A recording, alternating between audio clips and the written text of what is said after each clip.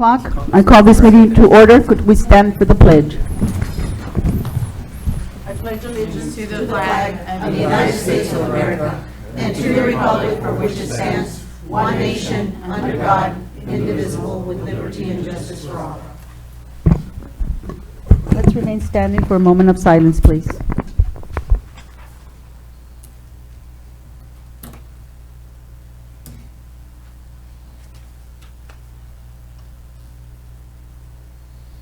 Thank you.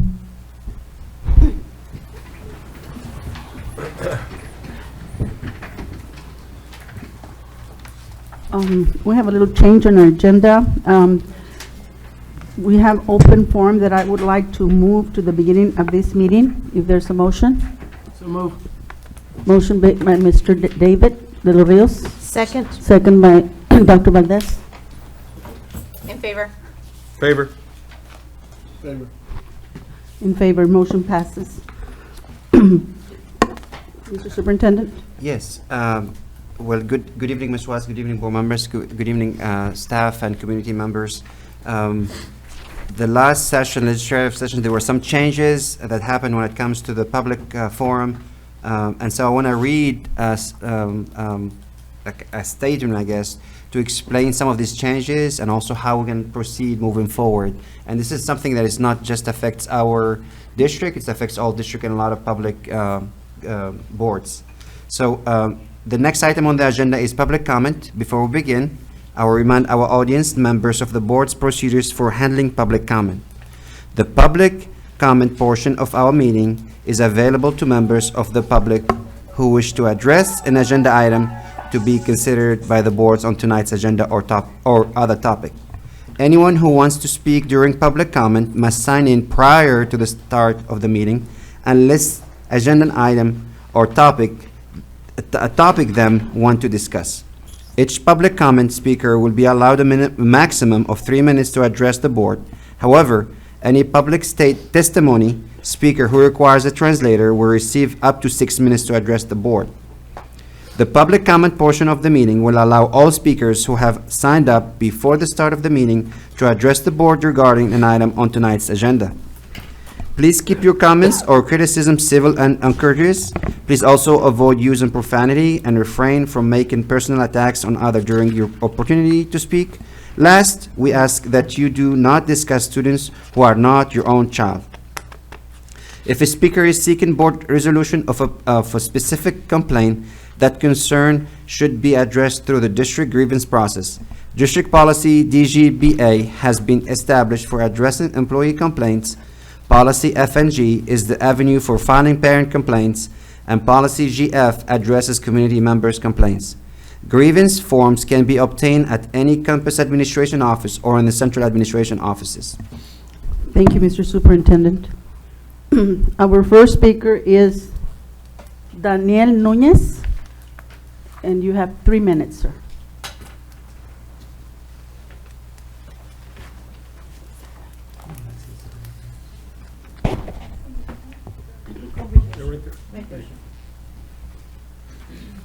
Good evening, board members.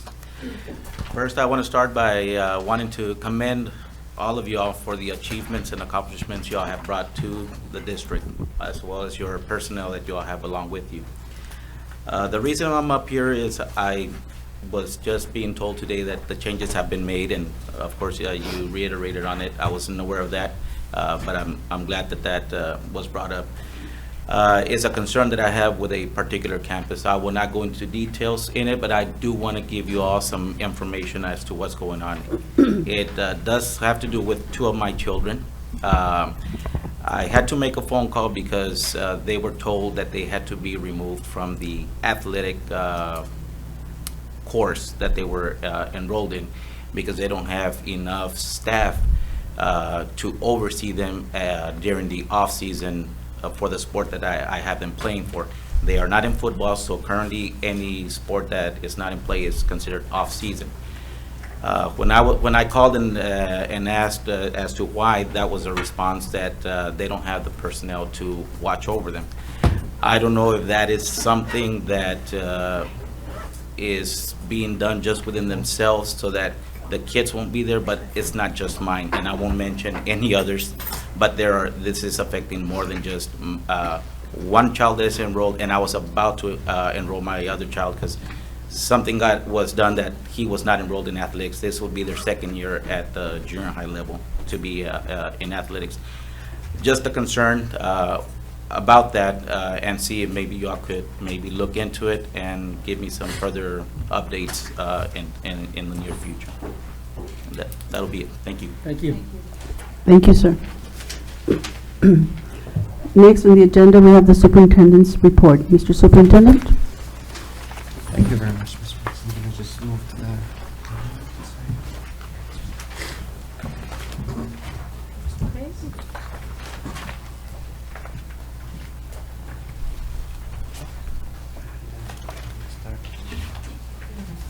So, again, good evening, Ms. Watson, board members and community. We're going to start by highlighting one of our great programs today, and it's our math program here and our great teachers. So I'm going to invite next to me here, Mr. Watson. Thanks, sir. Thank you. As was mentioned, my name is Mr. Watson. Excited to be back with the district 5 years.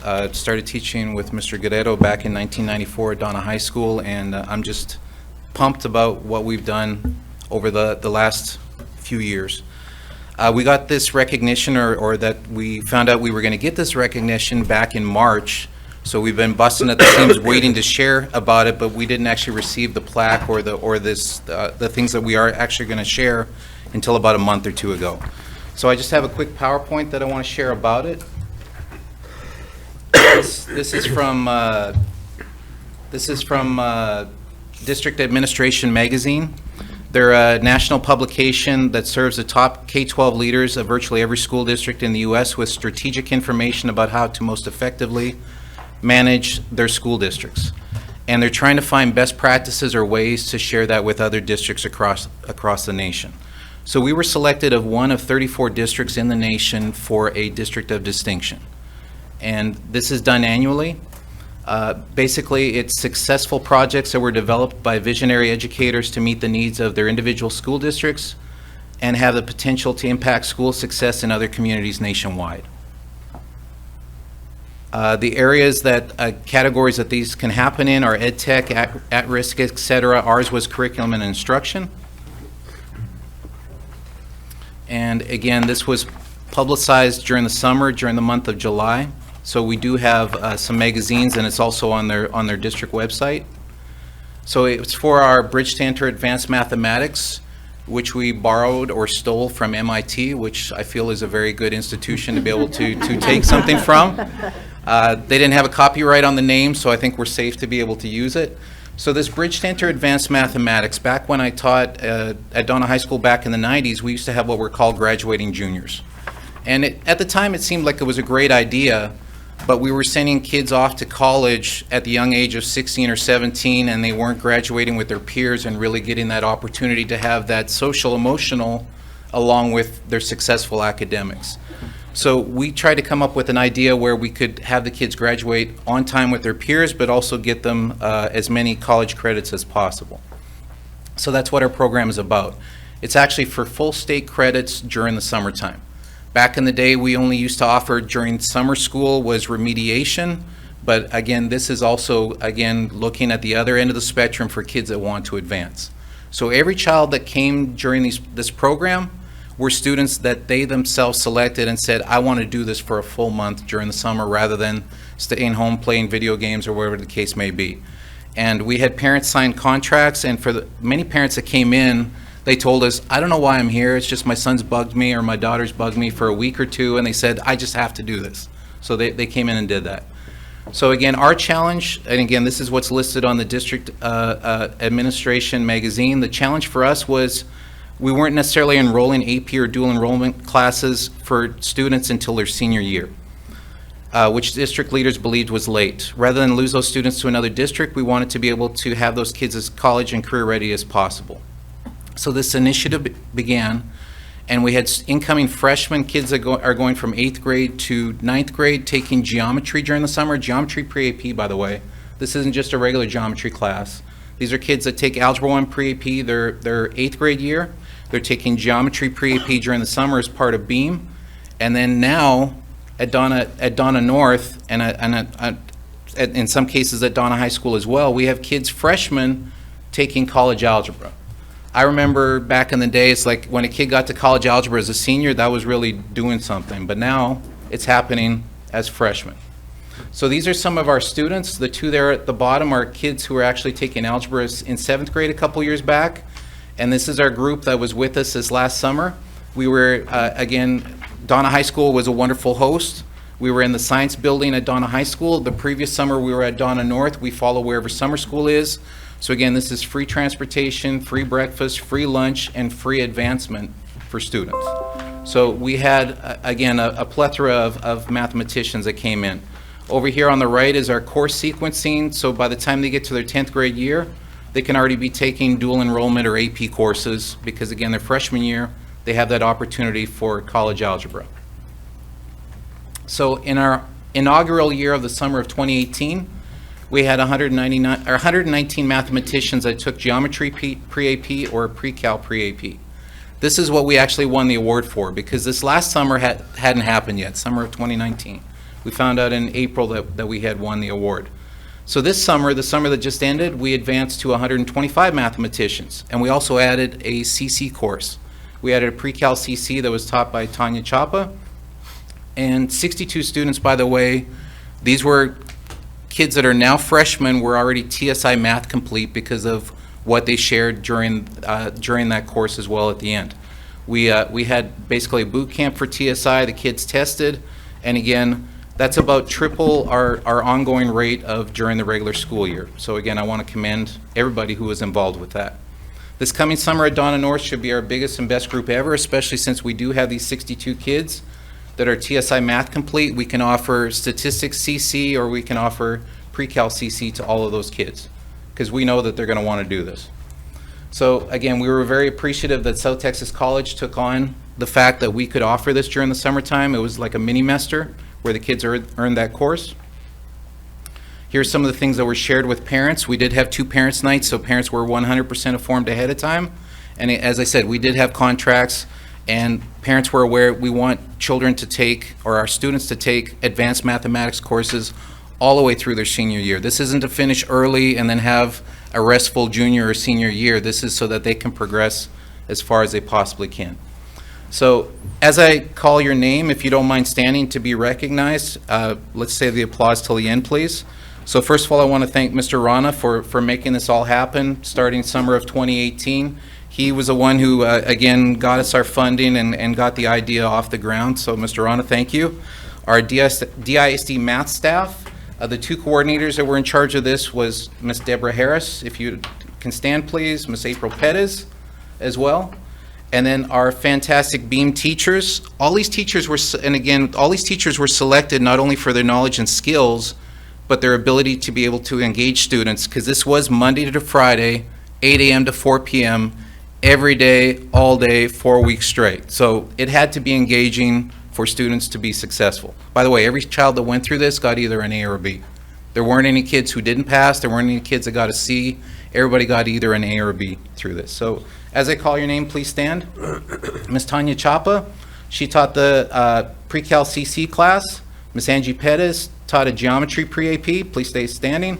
Ms. Ceci Serta taught geometry pre-AP. Ms. Patty Vivanco taught geometry pre-AP. By the way, again, both Ms. Tanya Chapa and Ms. Patty Vivanco are both graduates of Harvard. Our district was, again, in that initiative, cohort 3 that got them through Harvard University, so thank you for that. Ms. Raquel Rodriguez joined us this year at Geometry Pre-AP. Ms. Manobe, Secondary Teacher of the Year last year, Pre-Cal Pre-AP. And Christian Martinez, who I don't think joined us. So again, big round of applause for all these individuals.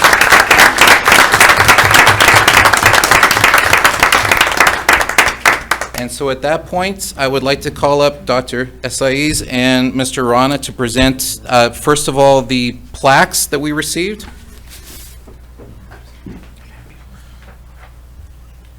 This first plaque is the one that recognizes us as one of 34 districts that won this award. Wow. Yep. And then, Take a picture with it. well, I want to read off this plaque from District of Distinction. It says, "Congratulations again on being named a District of Distinction. The editors of District Administration Magazine are pleased in including you in your initiative in this round of awards program. Enclosed, you will find a plaque honoring your initiative along with 3 copies of the magazine, which we have here too, in which we publish the Districts of Distinction feature. Your district is also being featured online with other honorees, and it has the online location. Districts of Distinction is a national recognition program created by District Administration Magazine to honor school districts that are leading the way with new ideas at work. We selected your initiative because it is yielding quantifiable benefits and could be replicated by your peers in other districts. If you have any questions or comments about Districts of Distinction, don't hesitate to reach out, and this is from their editorial director, J.D. Solomon. Awesome.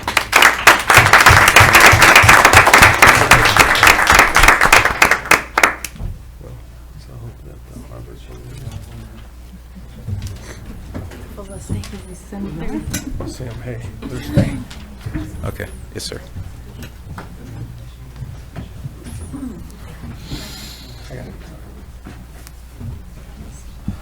I would like to emphasize that all the teachers are women.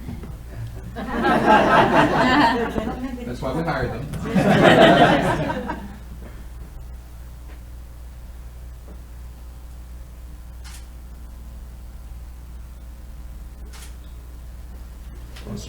great job, Dace.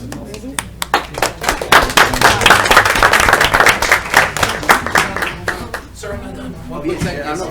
Thank you. Thank you.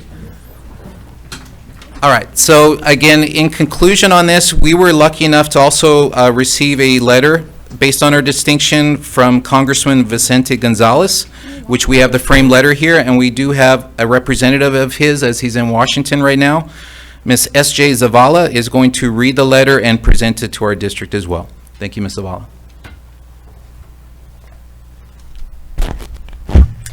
Good afternoon, everyone. So my name is S.J. Zavala, and so I'm going to be reading a letter from Congressman Gonzalez. Unfortunately, he was not able to make it today, but he really wanted me to present this letter to you all.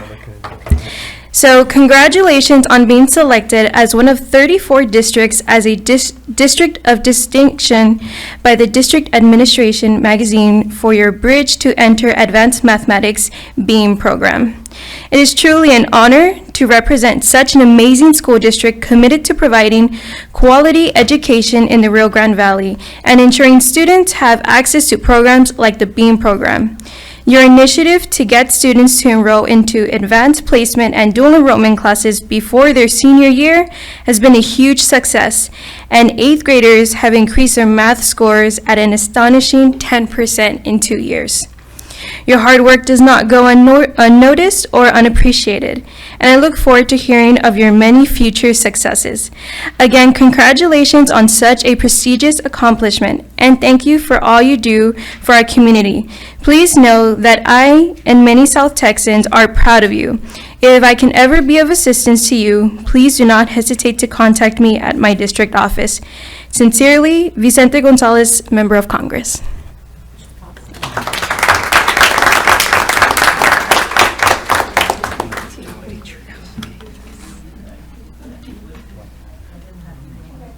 Thank you.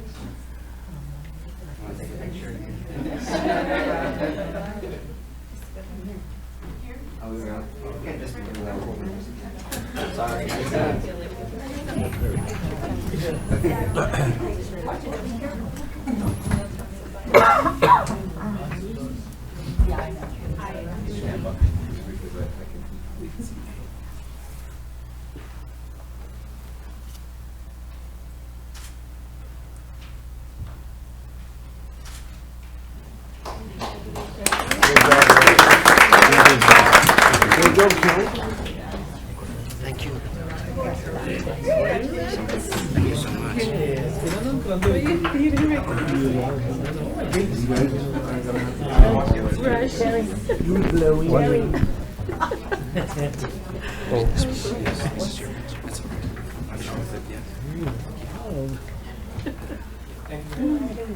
Thank you, Terry.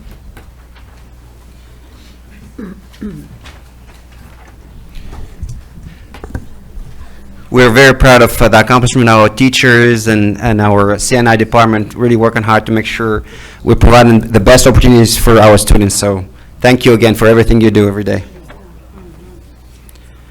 By the way, talking about being recognized, it's also last month we had a superintendent meeting at Region 1, and also our district has been was recognized as because we get the 85, in an accountability system.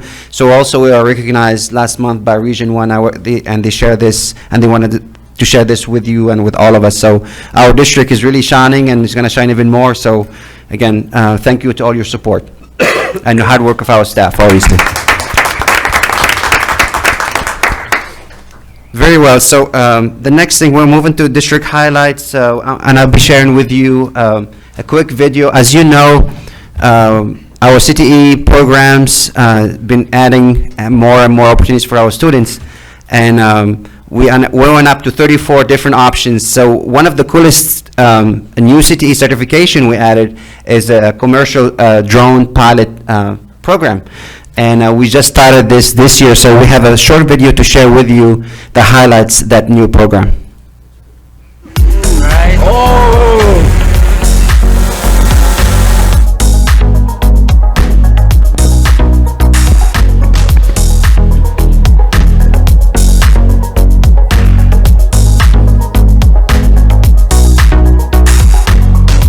When I was in high school, we didn't have any of these opportunities. Now we have so many different courses that provide so many different certifications for our students. This is just a new one that was added. And the reason why it's added is because it's a growing industry. All I have to do is just push forward and it'll come my direction.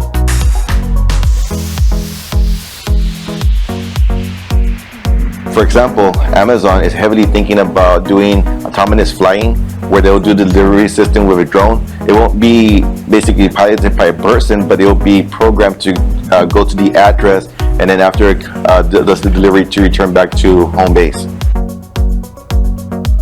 The other things would be agricultural, where the farmers are trying to see what lands need more irrigation. Having an aerial view of a farmer's crops gives them a better picture than just being here in the ground and wondering what's going on with your crops. It gives them a new perspective. And let go.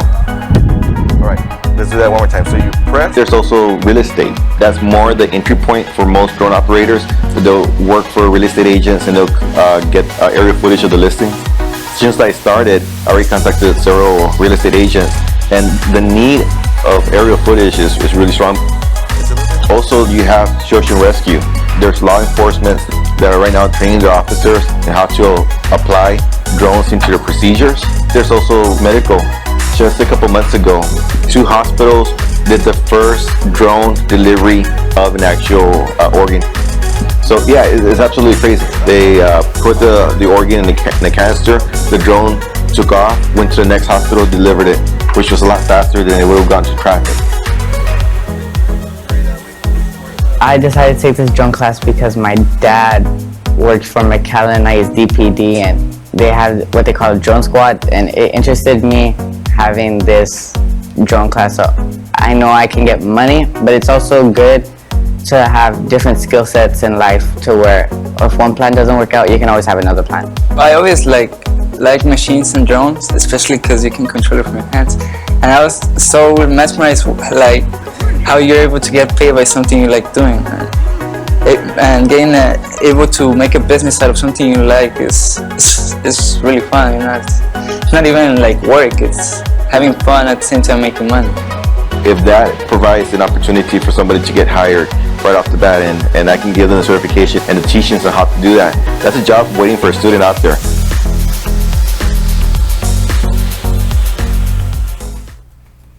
So yeah, thank you to our Mr. Garcia, as you know, really started this program, but also, CTE, Mr. Moreno, but this is another opportunity for our students. Really cool, and this is the future, really, like it's happening right now, and so our students are ahead of the game. I don't even know, do you know how many other, I don't even think there's any other school district in the Valley who offer this.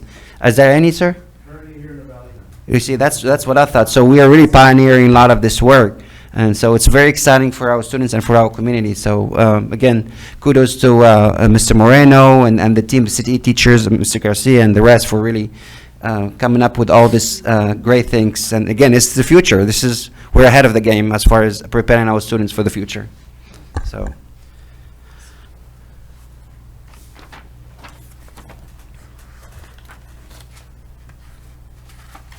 All right. Next, this is our monthly LSG monitoring report, and I will be discussing with you today goal number 3, which is looking at our percentage of graduate demonstrating college, career, military readiness. We want that to increase from 43 to 90% by 2023. And under goal 3, I'm sorry, we have 3 goal progress measures, and the first one talks about increase in the TSI, percentage of TSI, being successful in the TSI in both ELA and reading and math will increase from 19 to 43 by 2023. The second GPM is looking at industry-based certificate. We want that to increase from 9% to 20% by 2023. And the last one is we want to see AP, IB, dual enrollment credits and associate degree to increase from 38 to 60% by year 2023. Just a quick reminder that we're only strictly talking about seniors here. So we're not talking about the entire our student population. We're only focusing on, in this case, the 2020 graduates, so the current seniors. And as you know, current seniors, a lot of them are still involved in industry certification. Many of them did obviously still enrolled, did not maybe take their certification test. Probably will take it toward the end of the year, and some of them even in the summer. Same thing with if they are enrolled in AP and IB courses, those scores won't be coming back until later this year. So I want you to keep that in mind. This is just the beginning of the year. So in the beginning of the year, we have 17% of our students already are showing college, career, or military readiness. Bless you. So we are starting in the beginning. Last year, we ended at, the 2019 accountability report or the 2018 graduates, we finished the year at 63%. So 63% of our students were college, career, or military. The prior year, we only had 43%. Our goal for 2020 is to be at 60%, but obviously our goal is to exceed that 60%.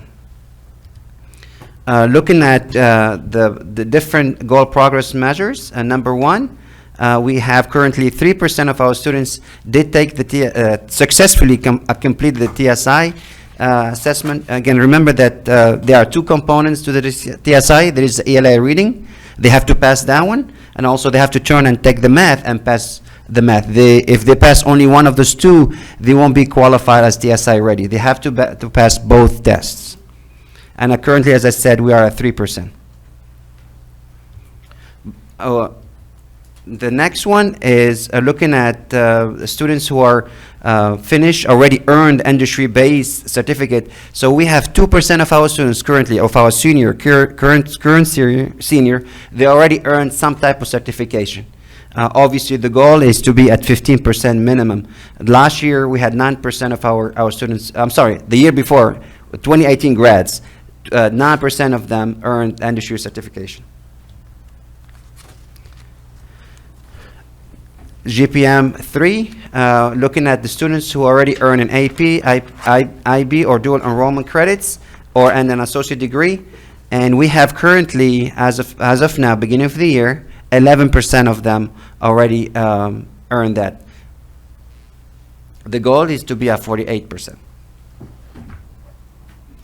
And this is a breakdown by campus, and you have a copy of this also in your presentation. A breakdown by campus. So we have Donna High, Donna North, and 3D. And then you look at a district overall. And our students, you can see in every category where they stand, or the percentage for every category.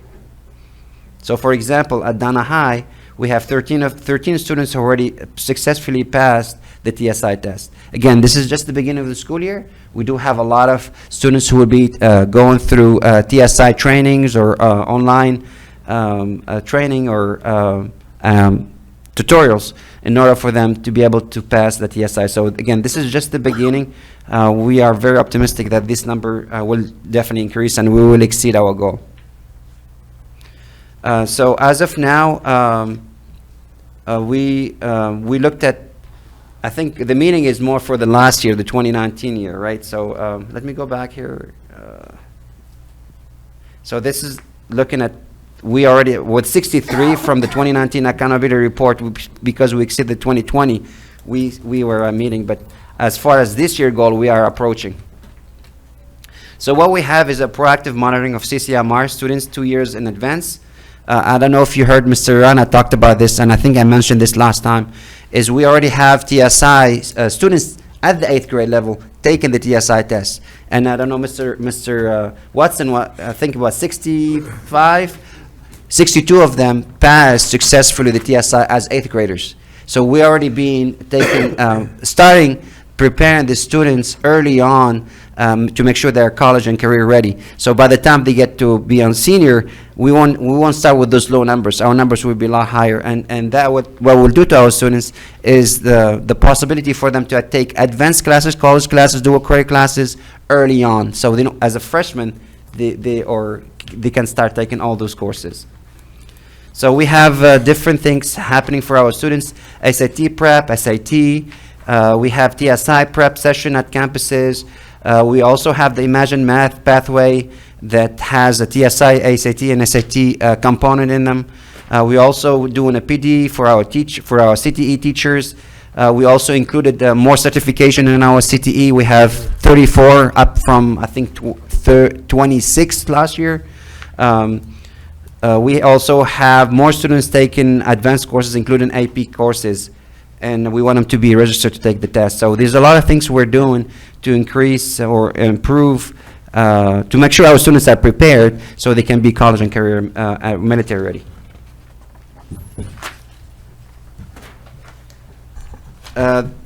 Superintendent constraint goal number 3, the superintendent should not allow excessive staffing ratio in the district, and the percentage of the district budget spent on staffing will decrease from 81% to 75% by year 2021, and we want that to decrease. And we started doing attrition, as you know. As a matter of fact, through attrition, we saved this past year a little over $4 million in attrition. However, as I want to share this with you, so we save about over $8 million, but we spent, over $8 million in salary increases, which was needed, obviously, and well deserved by our staff and teachers, but that kind of kept our percentage at 80%. However, we're still doing attrition. We're still pushing for attrition. The goal is to decrease this number, hopefully. But again, the goal is to be at 78% by year 2020.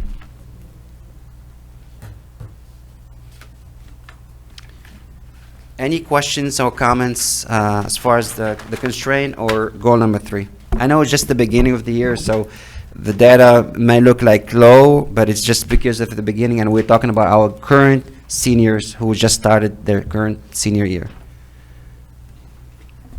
I think it's not necessarily a question, just maybe for the future board meetings. I'm fully aware of the goals, but what's still a little bit fuzzy for me is like, what are the systems in place?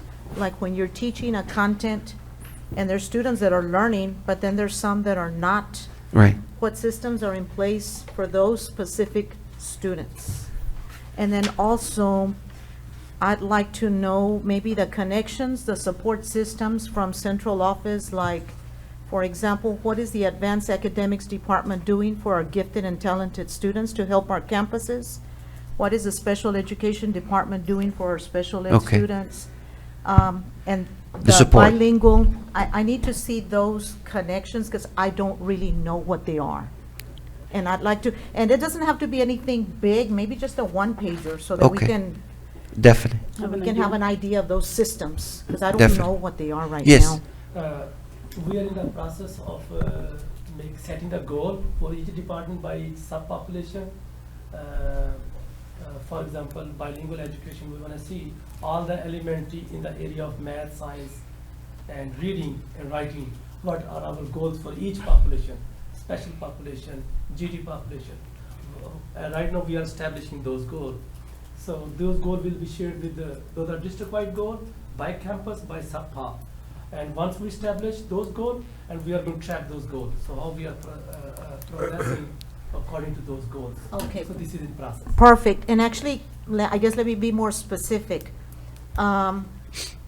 We can have the goals, we can have the meetings, we can have the instruction, we can have the curriculum, but if the follow-through is not there, it's not going to happen. And I guess that's what I want to know. What is the follow-through systems that we have in We will place? have a GPM, small GPMs, and then we see if we don't meet, and then we will see what remediation was provided, what intervention was provided, what happened, why we missed the goal. So we will have those type of. Correct. Like the connections, like the departments, like central office, what are the connections Yes. to help the campuses? That's kind of what I need clarity on. What? Okay.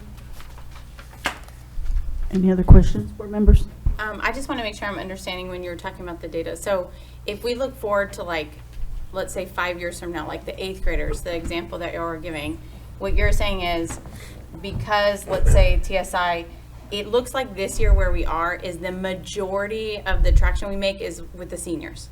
I mean, the seniors, we go from whatever, 17 to 60 Yes. something in the senior year. What you're saying is in the future, that cohort of 8th graders, when they're seniors, this is going to be way higher at the beginning of their senior year. Yeah, so good question. So for as far as TEA doesn't really care, as far as like CCMR for like our junior or our freshman. They don't even look at that. They don't even consider that. They don't track that. They don't monitor that. The only thing they monitor and the only thing they track and the only thing they use for accountability for districts and schools is the senior. So our kids can be TSI ready, can be college and career ready as early as 8th graders, but in the eyes of TEA, it's not really, to them it doesn't matter, I guess, until they reach their senior year and graduate. So they graduate. So for us, we're not looking at it that way. We, as a district, we are being proactive because we believe if our kids, let's say in the case of taking TSI and pass the TSI early, meet the requirement, that will open opportunities for them because they will become what's called college ready. So they can take those advanced college courses early on. So we've been very proactive. I think there are some school districts who most school districts, I think, they do their TSI starting as in the freshman because that's when they start taking, they want to maybe by second semester of their freshman year or maybe their 10th grade year to start taking those dual credit courses and stuff like that. For us, we're trying to bring it even down to 8th grade because that will make, like what Mr. Watson was saying, is we giving them a head start, even bigger head start than the rest of their peers in the area. So anything we do will count toward this until those kids reach their senior year, to answer your question. And Yes. we have predictive data, therefore, right? So if I may add, the STEM students, they are junior this year. Once they are senior, and then you are going to see the data different picture because the cohort is coming from the back. And we've never had that cohort at the senior level. Senior level yet. Yes. So this is once they get to the senior level, and then that's where you are going to see the drastic difference. What the numbers you see. They are the last cohort we have. They are senior. They are working. We are working diligently. The other cohort, they are coming with all these indicators already in their pockets. Also, we, just like early college, we talk about early college, we are also doing the early high school for middle school. So we have, we offer so many courses at the high school, at the middle school level. We added English 1, biology, algebra 1, geometry, the app creation, computer science. So all those and then the art 1, Spanish 2, Spanish AP. So all courses are added in middle school, and once they go to the high school, they are starting early high school at middle school. When they go to the high school, they are going to start emptying out their schedule so they can take college courses and college classes. So this is a model we clearing the path and moving towards Yeah. that. Mhm. That way that we can have a. Because our early college, high school will start with just freshmen, right? Right. So we actually won't see that show up until 4 years from now. Correct, Okay, correct. got it. Yeah. So, yeah, so Yeah. that's a good point. So, Yeah. a lot of the work we're doing is really creating a foundation, right? So, whether it's a pre-K 3 we're doing right now, or the pre-K 4 we started last year, that for example, will help our district move forward when it comes to achieving goal 3, which is having our students reading on or above grade by 3rd grade, right? And that's so it's and then the same thing with an early college. That will also help us with goal 3, which is the CCMR. But as you're bringing a good point, it may take a couple years, right, until we see the fruits of all these great initiatives that we this investment we put in our students. And the pre-K, last year we have pre-K 4 full day. We were meeting with the teacher yesterday. There was a teacher from Run Elementary, and she was so excited. She has 6 students, they are already reading at grade level, above grade level, and then she was so happy. It never happened before that she got kindergarten students wow. that were reading at or above grade level. She said, okay, how many students you have? 22. So you have another 18 students to work, to 16 students or 17 or 18 students you just work with. Yeah, Yeah. she was so happy and excited. So this is a benefit when you have a pre-K 4 full year, and then you see the Yeah. students are going to start reading at Yeah. their grade level or above grade level. Yeah, it's a great thing, I know, but with like any new things, it doesn't come without any challenges and bumps in the road and stuff like that. But we are adjusting. Our teachers have been working hard, our staff, our principals, but also the curriculum. We're trying to also come up with the best curriculum, and we're adjusting that to make sure we meet the needs of the students. But in the long run, this is going to be a huge investment and a great benefit to our students and to our community. So I don't doubt that for a minute. Yeah.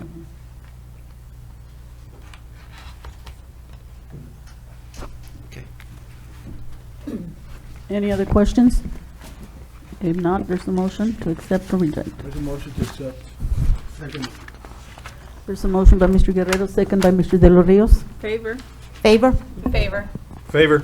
Motion passes. Next, we have finance, business and finance. Okay. Okay.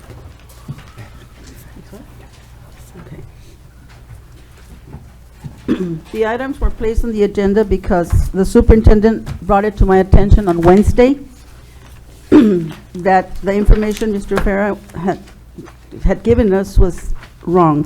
His contract isn't 60 days for termination, but it's really 30 days. Having said that, we only have like 17 or 18 days left. I felt this was very important for the board to discuss, and no, I don't feel comfortable about our district not getting the accurate information. And if the board could agree on naming lawyers other than his firm, then maybe RFQs would not be necessary, but that is the board's decision. I met with the superintendent about this on Friday afternoon. The reason behind it is because he was out of town, and he got back on Friday, and that's when we met. Having discussed it, if I had learned this information before late last week, more information could have been added as a backup to item. So the discussion and possible action of appointment of General Counsel for Don ISD and authorize board president to execute professional service agreement. Is there any discussion or anything that needs to be said? I know it's difficult, but I think we still need an RFQ for legal services Okay. because we don't know what contract or what agreement. I know it puts us in a difficult situation. It is, we're pressed for time on that one. But how do we know, I mean, they still have to drop a contract, whoever it is. Mhm. And,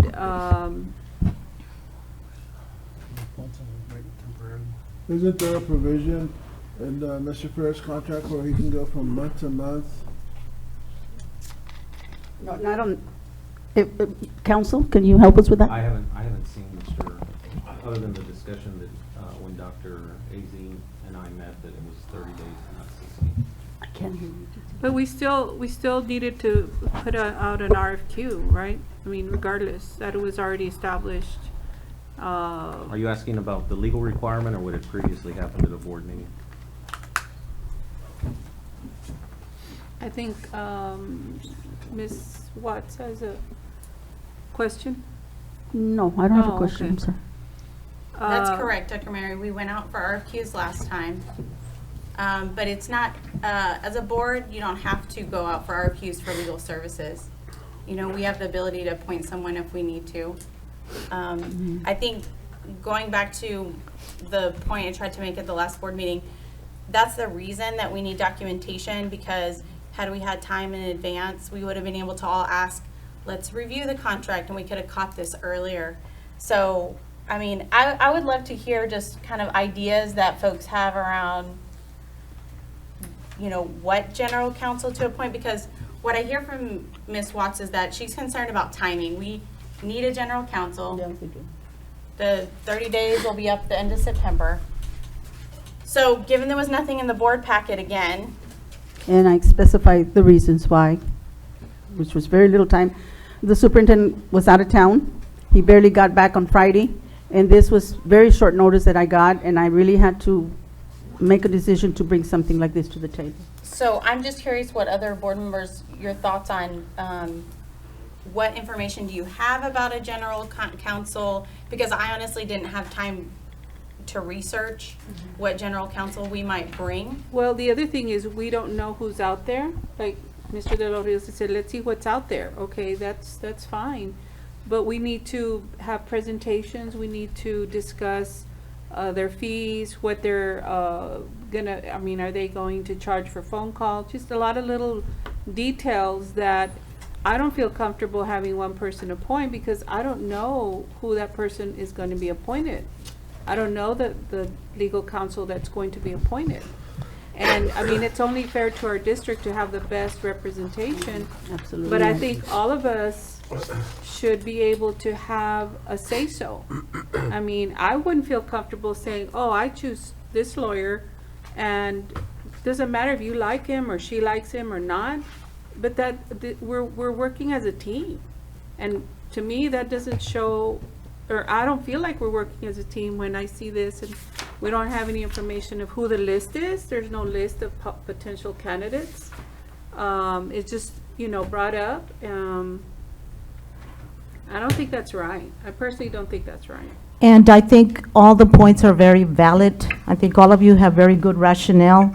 But I think based on the fact that we were given misinformation, I think it's very important that we move forward. So at this time, I'm going to make a motion for the appointment of Tony Torres for General Counsel for Donna ISD, and authorize Board President to execute professional services agreement.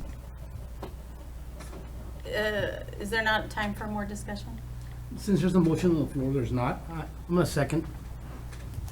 We're still in discussion. Well, once they make the motion, and this is why you gotta go We're back. in discussion of the motion. Discussion is over. And but my question never got answered. I was just curious, like, what information other board members had.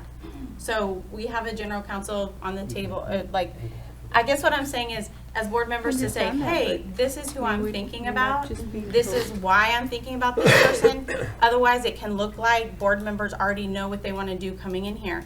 And here's the thing, that's what I'm saying, I didn't have time to research a general counsel. So what I'm hearing is you all are interested in Tony Torres being our general counsel. So that's one thing. We can appoint somebody like interim and Right. still go out for RFQs. That's totally doable as another option. I agree with this, Reina, that that's maybe something that we should have discussed, is, you know, I'm sure that Mr. Torres would have no objection to being named as an interim legal counsel pending RFQs. And then we have, we can look at what's out there. You know, like Mr. De Los Rios said last week, is I want to know what's out there. Well, we want to know what's out there. You know, nothing against Mr. Torres, he's a great guy. You know, he's been involved in a lot of our legal wranglings here in the district. But, you know, it's nice to say, and to show to the people, we're transparent. You know what, we have 10 attorneys that applied. These are the qualifications. Now, let's listen to the top 3, and then we can choose. I think that's something that we should. And I think we had probably forgotten that we even had him, because we don't see him very often. Yes. But once I remembered he was on, he's done a very good job for our district. We're very satisfied with the services that he has provided. So So with that, I still stand with my motion. Well, and that's not excuse me. And Madam President, I'm suggesting that we limit the discussion of this item to 2 minutes per speaker, but we're going to have to vote on that. I don't think, I'm not There's- disagreeing with that. I'm just saying this is an item that was just brought up like, okay, this is who we choose, you know? Again- And I only spoke for 20 seconds here. Okay. That's okay, 3 minutes. I think our community It's okay. needs transparency, and that's what I'll say. Our community needs transparency. That's how the community builds Okay. trust in board members. Anybody else? You're correct, Ms. Reina, so let's move forward with the meeting. Exactly. And then let's just vote on it, and we'll see You what the have a chips right. say. We accept whatever the committee or whatever the school board vote is. Well, I know, well, before we continue, I think, at least I wanted to know an answer and whether it's correct or not, or it's irrelevant. I think the point being is, we're short of a council. We got 15 days, that's point one. There's an RFQ that we have processed last time, and you're right about that. The second point that I'd like to make is based on the comment, just thinking just now as you guys were talking, on Tony Torres and why we would select Tony. Knowing a known quantity, obviously, within our district, and it's been here, I believe, since 2013, or maybe less than that. It's been on district for a few years. I don't think anyone here on the board would be unconfident of not having him as a general counsel. If we need be, still continue with maybe some type of service with Farah, I think would also be in play. Because we want to have the continuity within our processes, I think that would be a good venue. Again, I don't know if that serves my response to you, but because he is a known quantity, he has provided services to us and continues to do so. And if I'm not mistaken, he's also worked with Farah for the last 13, 14 years, I believe. I could be wrong. But because of that reason, I think, going back and just thinking about what you guys discussed, that, for me, I would favor that. Thank you. So Okay, there's some- again, I'm going to make the motion again. I make the motion for the appointment of Tony Torres as general counsel for Donna ISD and authorize board president to execute the professional services agreement. Okay. There's a motion on the floor that's made by, and there's Ms. Valdez I already had second. and Mr. David second again. So just go down the line and see. I'm opposed. Mr. Guerrero? I'm going to oppose pending RFQs. Okay, thank you. Mr. Colonel? I'm in favor. Ms. Reina? Even though I don't agree how this was done, I have no question. I really have thought your services have served our district well, so I'm going to vote in favor. I also vote in favor. Motion passes. The second one is discussion and possible action to rescind RFQs for legal services for Donna ISD. I make the motion to rescind. Second. Motion made by Dr. Valdez, second by Mr. De Los Rios. Mr. Guerrero? Against. Favor. Against? Against. In favor, motion passes. Next, we go to consent agenda. Ms. Watts, I would like, if possible, the administration would like to table 2 items under, the first one is under Lone Star Governance. It's LSG Board Tracking Report, August 2019, as well as LSG Board Quarterly Tracking Report. It's both item 2 and 3 under Lone Star Governance. I would like, if possible, to table that. Okay. Is there a motion? 2 and 3, sir, you Yes. said? Yes. Mm-hmm. 2 and I 3. make the motion. Motion made by Dr. Valdez, Second. second by Mr. De Los Rios. In favor? Favor. Favor. Favor. In favor, motion passes. Next, to accept consent agenda. Make a motion to approve. I Motion second. made by Mr. De Los Rios, second by Colonel Perez. Favor. In favor? Favor. In favor, motion passes. Now we have the governance report, conservator monthly report for July. Mrs. Linda Romeros. Good evening, Madam President, members of the board, Dr. Asayis. I'll be very brief. July was uneventful. It was so quiet. Everything would stay the same. You were here just a week. So You went on nothing vacation, really- didn't you? Were you on vacation? You were on vacation, we were all on vacation. So I really don't have much to say. It pretty much stayed the same. Unless you all have questions, I'll address them. Okay, thank you. Thank you for the report, ma'am.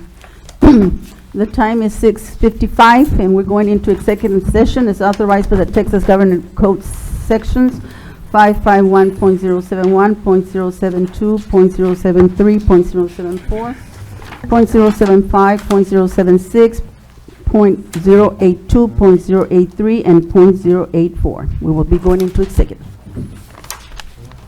session to open session to take possible actions on matters discussed in executive session. A, discussion and possible action to approve superintendent's recommendation of personnel, approval of recommendation for professionals, paraprofessionals, and auxiliary personnel. Is there a motion? I make the motion to approve. I second. Motion by Mr. De La Rio, second by the Colonel. In favor. Favor. In favor. I vote against. Motion passes. B, discussion possible action regarding superintendent formative evaluation. Motion? Dr. Azzi, I just want to thank you for your service and leadership to this district. In our Lone Star governance, it says the board considers superintendent performance as indistinguishable from school system performance. And we as a board are one of the leaders in really putting students first. And so I appreciate your leadership over this last year. Yeah, for being here for the very first time. You have really committed and done an awesome job. Thank you, thank you. Is there a motion? Sorry. Val, second up there. Okay, David. I may, I vote in favor. You're approving. To approve. Oh, Evaluation. The evaluation, yes. I vote in favor. In favor. Favor. In favor, motion passes. C, discussion Just and possible action to approve pending or contemplated litigation settlement matters and/or matters where the professional duty under state board requires private consultation with the school attorney. No action. I need a motion to adjourn. So move. Motion Second. by Mr. De La Rio, second by Dr. Valdez. Favor. In favor. Favor. Favor. I also vote in favor, motion passes. Meeting adjourned. Thank you, Ms. Donna. Great job, guys. Good night. Have a good night, thank you. Thanks, Dr. McMahon. No, we didn't forget. Unless they take her.